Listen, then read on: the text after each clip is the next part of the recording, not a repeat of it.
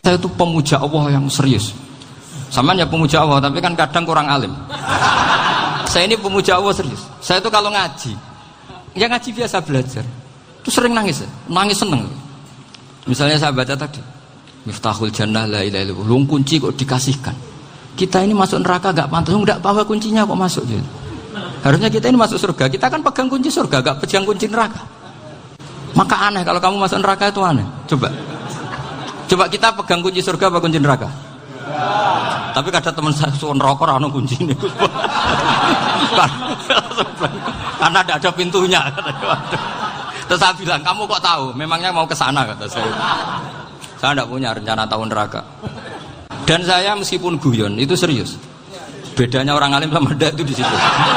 Kalau orang alim itu guyon itu masih benar, masih serius. Coba saya bacakan ayatnya. Ala inna auliya Allahi la khaufun alaihim wa lahum yahzanun. Terus lahumul busyra fil hayatid dunya fil akhirah. Artinya kalau mungkar nangkir dengan penampilan garang gitu, berarti ada ketakutan apa enggak? Ada. Padahal ciri utama walinya Allah tidak ada ketakutan. Makanya itu termasuk dalilnya Sayyid Muhammad. Tidak semua orang alami seperti itu, karena wali-wali itu la khaufun alaihim wa lahum yahzanun. Wah anak kiai ketemu karena kerja buat tidur wedek. Iku rezeki ora kok pertanyaan tok nek konan santri piye.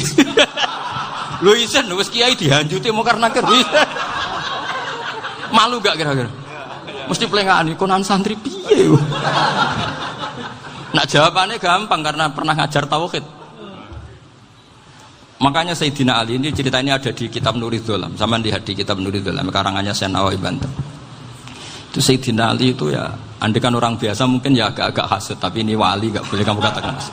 Dia itu mangkal sama Umar. Orang kok setiap orang pernah dibentak. Apa dia berani bentak mungkar nakir? Penasaran dia. Bagaimana perangnya Umar itu berlanjut enggak gitu kira-kira. Akhirnya minta, ya Allah saya minta kasyaf. Ya karena yang minta Sayyidina Ali karena mau wajah dituruti sama kasyaf. Dilihat Sayyidina Umar pas meninggal itu. Jadi hasud itu ya kadang penting asal baik. Loh betul bahasa Kanjeng Nabi kadang la hasada illa fisnaten. Itu Nabi bahasakan ya hasad. Gus Verson saja yang nafsirkan ghobtoh itu kan gaya-gayanan sebagai ulama. Aslinya Nabi ngendikannya itu la hasada illa fisnaten. Ulama yang ganti itu namanya ghobtoh. Wong Nabi sendiri nyebut hasad kok kamu tafsiri ghobtoh. Ya hasad ya hasad. Udah tidak usah ditawil-tawil pokoknya gitu. Kalau sampean nggak percaya nggak apa-apa. Kok gitu aja kok repot.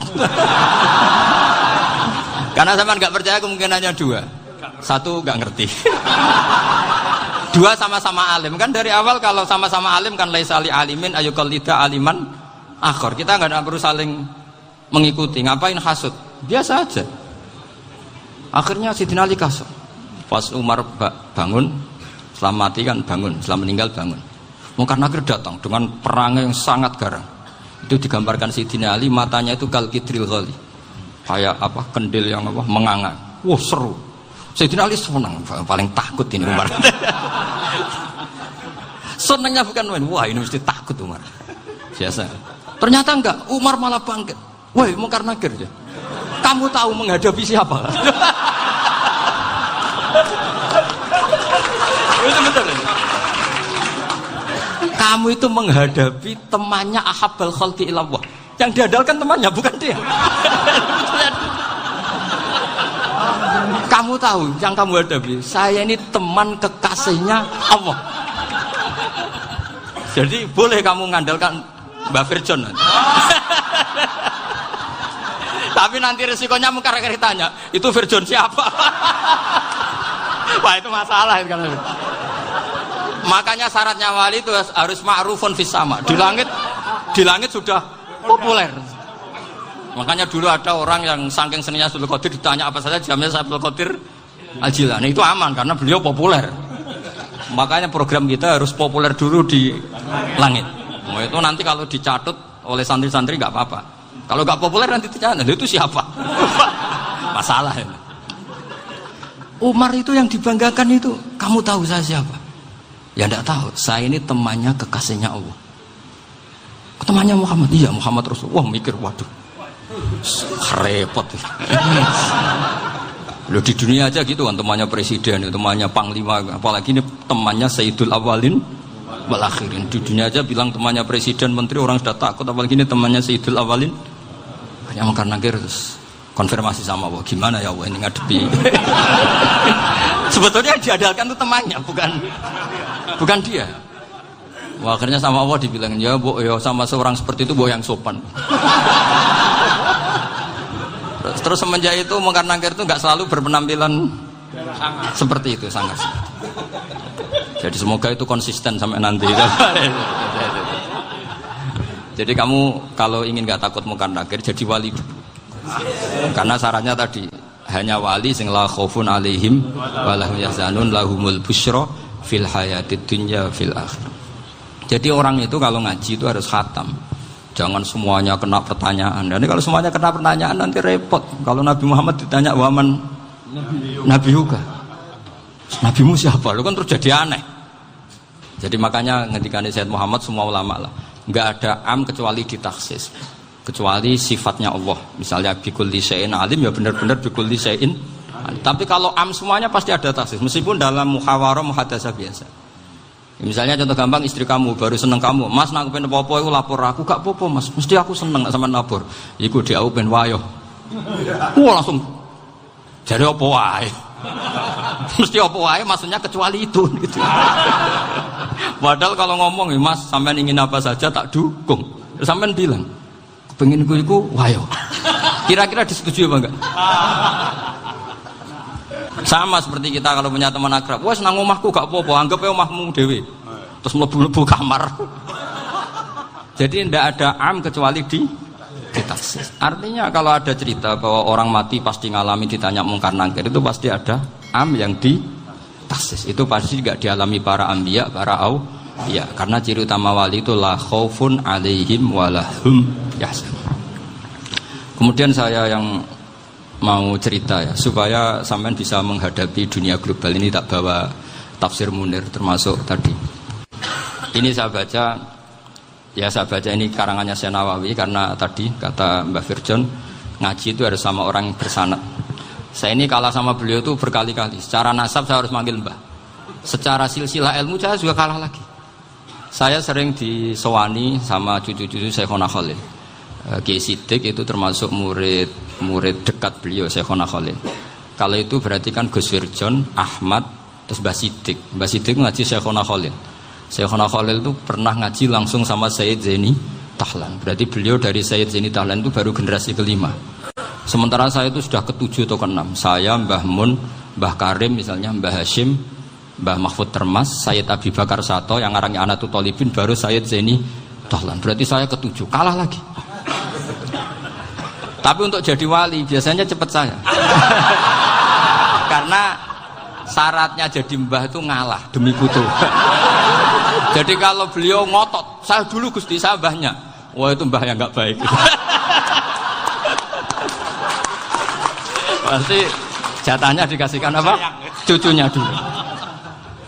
Makanya Abdul Muthalib itu orang yang dapat wangsit, tapi yang jadi nabi itu cucunya.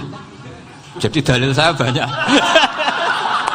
Sebenarnya Abdul Muthalib itu sudah sering dapat wangsit. Karena saya bahasakan wahyu, Nabi yang protes, enggak Nabi kok dapat wahyu. Tapi sebetulnya Abdul Muthalib itu masyhur. Kalimat-kalimatnya menunjukkan bahwa beliau itu sudah dapat wahyu kalau nanti cucunya itu jadi apa? Nabi. Makanya senangnya bukan main Abdul Muthalib sama Rasulullah. Putu seneng, mbah seneng putu. Jadi mungkin, jadi sampean enggak usah protes loh. Yang jadi wali kok cucunya. Dulu betul. Dulu Mbah Hamid Pasuruan itu kalau Mbah Ahmad Siddiq ke sana, Mbah Hamid Pasuruan kalau manggil Mbah Ahmad Siddiq itu paman. Tapi pamannya minta ijazah ke ponaan. Apa ya gara-gara itu memang. Kalau itu masih berlaku, apa? Ngalah tadi. Kayaknya masih, apa? Hawane masih. Hawane masih. Karena melihat tren-tren langit masih gitu kayaknya masih. Masih itu. Ya. Tapi mbahnya tetap dapat jatah, tenang saja nanti. Tapi memang sebaiknya mbah itu legowo. Rasulullah Muhammad SAW itu terkenal min dzurriyyati Ibrahim. Tapi kata Rasulullah, ana dakwatu Ibrahim wa bisyaratu Isa. Aku nganti ngene iki barokah dongane Nabi siapa? Ibrahim. Jadi dongane Nabi Ibrahim nggih tiba teng putu. Jadi banyak bukti bahwa jatuhnya ke putu gitu. Tadi saya di kamar sama beliau berduaan. Nih Mbah sing dadi wali dhisik ndi? Aku webah. Cocokan tadi. Nah, kenapa saya akhir-akhir ini gulirkan daftar wali? Kenapa? Saya ini resah ya, orang sudah ingin dicintai pejabat, dicintai tetangga, dicintai teman.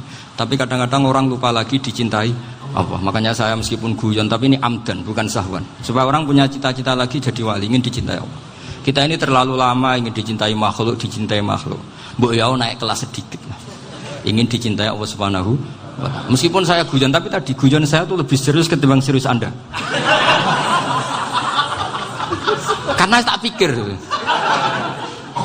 Saya tuh kalau pergi itu seneng ngebis, bukan karena saya tidak punya mobil, tapi saya sering mau butuh itu supaya gak diganggu. Karena saya tuh harus punya waktu sendiri. Kalau ngebis kan ketemu orang gak kenal, tapi sekarang ya gak susah, banyak yang kenal. Dan susahnya lagi gak minta ijazah, minta foto. Repot tuh. Mau dibenci itu umatnya Rasulullah Shallallahu Alaihi Wasallam. Mau disetujui itu sanatnya mana? Kalau ketemu orang alim minta apa? Foto. Itu nggak ada sanatnya. Nggak tahu saya itu mazhab dari mana itu. Ya mazhab milenial yang jelas itu kan. Ini tak baca ya biar dapat. Karena ini kenangan saya sama Mbak Ahmad Siddiq. Saya masih ingat betul beliau ngisi hallnya Mbak Abdullah bin Umar, berarti abahnya Mbak Hamid.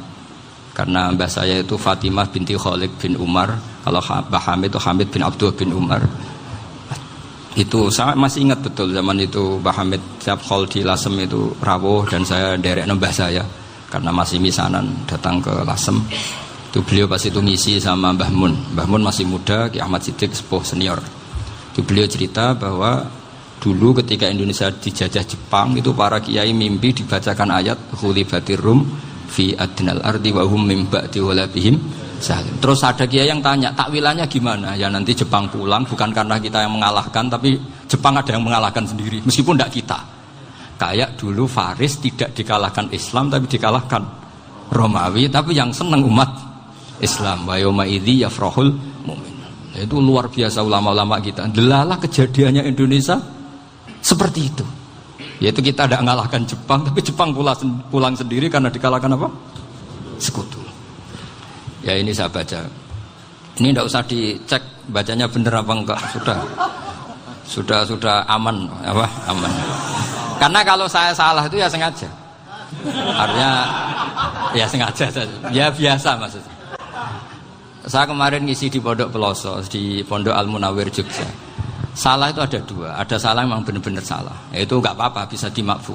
Karena mesti sangke wong goblok salah yang terus itu. Ada salah bawaan ilmu, itu repot tuh dan ini. Karena misalnya kita yang biasa belajar qiraah safah wayah sibuhu, mesti diulang lagi wayah sabuhu. Karena qiraahnya Imam Asim itu hasibah yah sabu bi fathis sin. Sementara kita kalau ngaji kitab kulino yahsib. Sehingga kita yang biasa belajar safah itu kalau baca kitab itu kayak orang bingung. Kadang-kadang yang ngaji juga bingung. Gus Pak mau cok bulan pilih. Ya tepat-tepatan. Ada yang mengatakan Gus Pak bingung. Ada yang mengatakan Gus Ba alim alama, ya tepat-tepat nasib tadi. Karena memang ya sab'ah memang seperti itu. Misalnya kufuan itu Imam Asim baca kufuan. Tapi beliau punya murid namanya Syu'bah. Itu kalau baca kuf'an. Makanya kita itu, ini kan khataman Quran ya. Jadi saya menyinggung sedikit tentang qiraah sab'ah. Tadi beliau juga sudah tak kasih kitab saya Hifdzuna Liyadal Mushaf.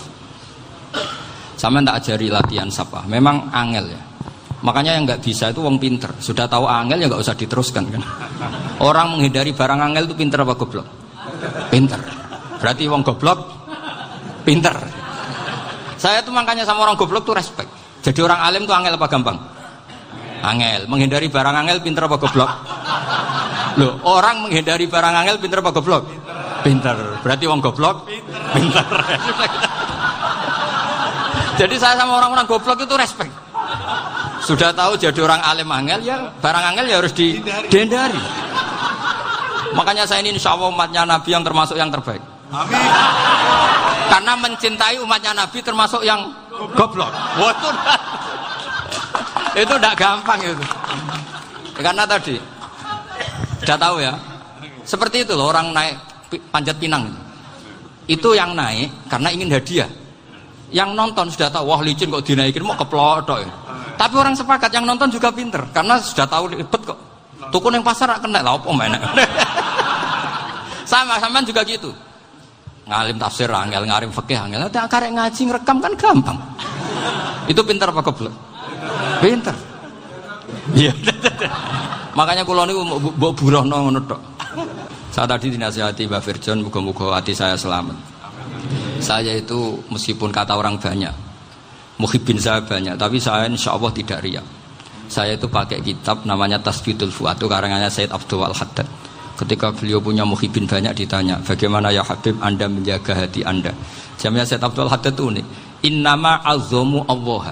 Mereka itu sebenarnya menghormati Allah, cuma butuh sarana, dan itu saya. Jadi saya tahu sampean semua itu mencintai Quran, mencintai sunnah Rasul, mencintai hadis-hadis Rasul. Cuma sampean kan karena nggak paham, terus manfaatkan saya.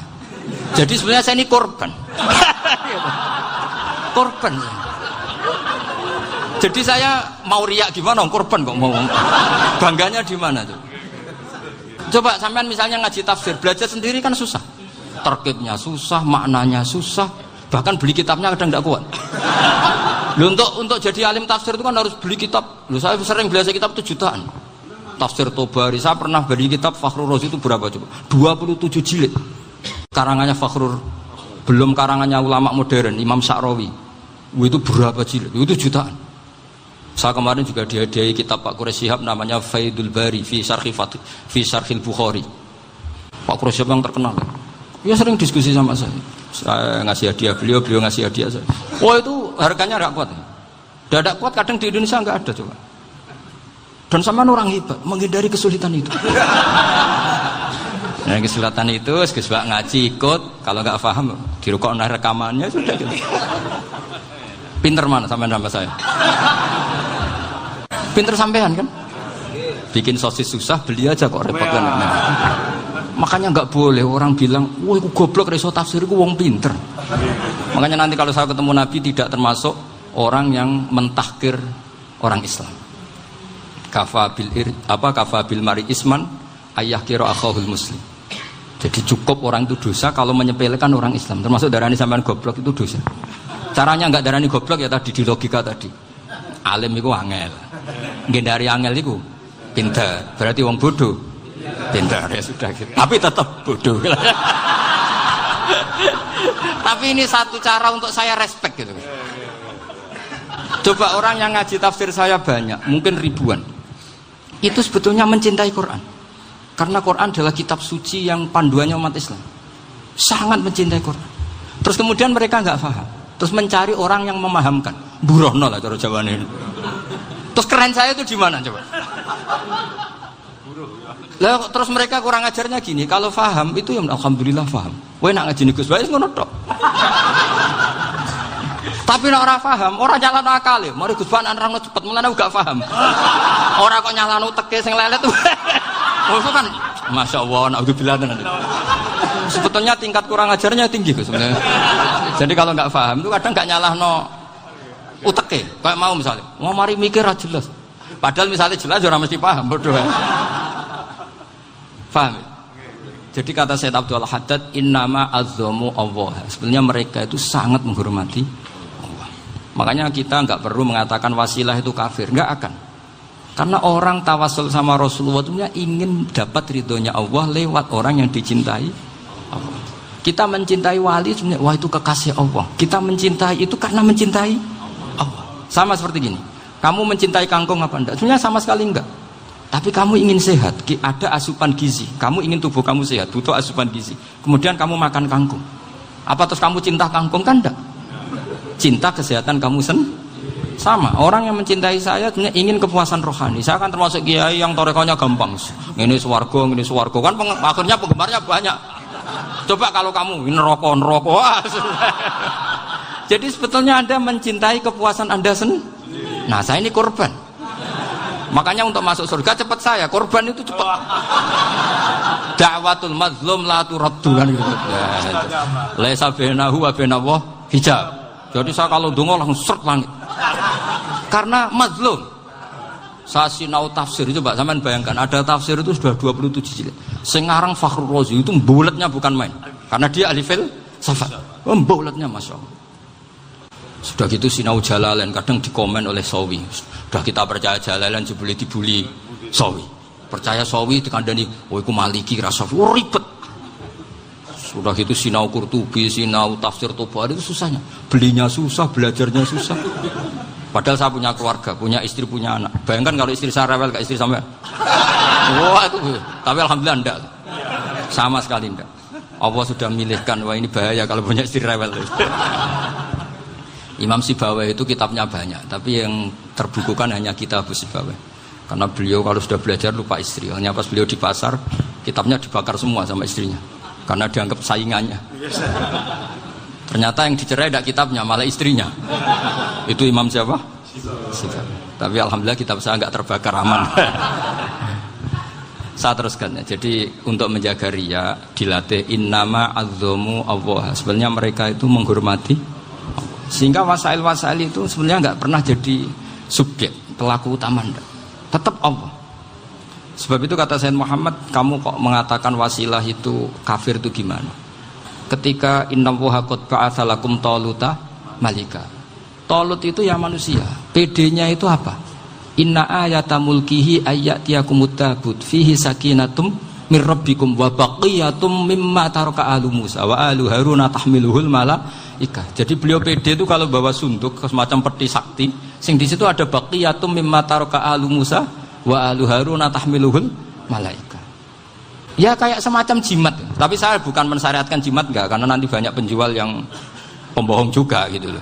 Cuma cerita, kamu tidak usah mengatakan kafir. Dulu Talut PD-nya kalau bawa sunduk semacam peti kesaktian yang di situ ada baqiyatum mimma taraka alu Musa wa alu Haruna tahmiluhul malaika. Sehingga Khalid bin Walid meskipun beliau sahabat dan menyaksikan wajah Rasulullah SAW, itu bawa sya'aratun min sya'aratihi Rasulullah SAW, bawa rambutnya Nabi. Perang kemana-mana itu diletakkan di pecinya. Nanti sampai tanya lagi, masa pakai peci Khalid bin Walid ini? Wah panjang, sampai itu repot. Sampai tak warai ngaji usul fikih. Usul fikih itu kalau ngaji itu ada istilah tangkihul manat. Ini mesti ini wilayah yang kita bisa berdebat sama Mbah Firjon. Dulu itu musuh saya karena saya makili Anwar, beliau makili Peloso. Tapi tahu-tahu kalah tua terus saya mengundurkan diri. Di fikih itu ada istilah, ada tangkihul manat, ada tahqiqul manat, ada tangkihul manat. Tangkih itu kira-kira gini, lafadz hadis itu dibuang sekian untuk tahu bahwa itu madarul hukmi. Misalnya gini, tak beri contoh paling gampang. Sama harus paham, kalau nggak paham nggak pinter-pinter. Ja'a a'rabiyun ila Rasulillah sallallahu alaihi wasallam. Ya karena ini menghormati Mbah Ahmad Siddiq, beliau orang alim, jadi ngaji ini tetap ada suasana alim. Ya harus ada suasana alim. Enggak perlu jadi orang alim tadi, susah. Sudah ngindari susah itu pintar. Sudah itu aja. Jadi orang alim susah, ngindari barang susah pintar. Berarti orang tidak alim pintar. Nah, meskipun tetap sudah itu pegangi sampai mati nanti. Loh, jadi orang alim itu repot. Itu kata Imam Ghazali, kalau orang alim kalau mau masuk surga itu sama Allah nggak boleh. Kif, kamu nggak boleh langsung masuk surga. Coba cari umat kamu, syafaati dulu. Nah, saya takut nyari sampean tidak bisa kembali. Saya tidak punya rencana itu. Pokoknya mau masuk. Boleh sampean kuaduan, aduan balik raroh dewe, wah repot nanti saya. Berat jadi orang alim itu berat. Ya saya teruskan ya. Ada tangkihul manat. Ja'a a'rabiyun ila Rasulillah sallallahu alaihi wasallam. Faqala ahlaktu wa ma ahlakaka qal waqatu imraati fi nahari Ramadan.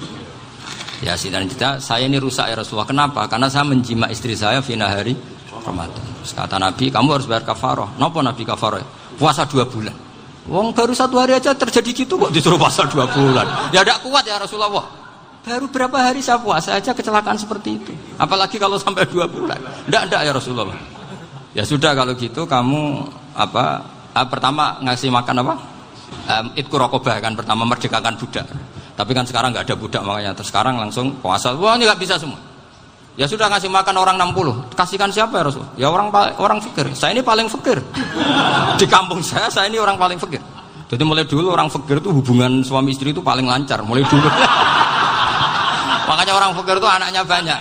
Karena hiburannya hanya itu. Wong Ramadan aja. Coba mau ke ATM nggak punya uang, mau antri di bank nggak punya, mau apa coba? Itu mulai dulu. Ini sanadnya mutasil. Wah, akhirnya sudah sanksinya kan tadi ya idku raqabah atau puasa 2 bulan berturut-turut atau ngasih makan 60 orang miskin. Lalu kata ahli usul fikih, kata Arabi dibuang, nggak menjadi catatan hukum. Orang kota pun kalau melakukan itu juga kena sanksi yang sama. Imro'atau juga dibuang. Andai kan itu dilakukan untuk amatnya juga ketentuannya sama. Nah sekarang perdebatan antara Imam Syafi'i dan Imam Malik begini. Sekarang pertanyaan gini, jima istri itu hukumnya boleh apa haram? Boleh kan? Lalu kalau ada orang tanpa udzur kemudian makan siang-siang, cara Imam Malik hukumnya sama, harus kena sanksi yang sama. Karena sama-sama hadku hurmati Ramadan bi ghairi udzrin syar'iyyin. Sama-sama merusak hukum Ramadan tanpa udzur syar'. Lo jima itu tidak zina. Kan hukumnya jaiz. Nah, sekarang makan hukumnya jaiz, harusnya juga kena ketentuan yang sama. Cara pikirannya Imam Malik. Nah, alhamdulillah Imam Syafi'i gak setuju. Wah, cara setuju repot. Bahkan orang-orang Syafi'i sudah punya khilaf, kalau gitu minum dulu. Iya, biar gak kena. Iya, biar iftarnya pakai minum. Setelah minum baru jima kan. Ya. Ini sudah menyiapkan khilafnya. Ini khas Syafi'i ini, bongsong rekayasa hukum. Nanti bisa belajar jauh cara ngakali hukum.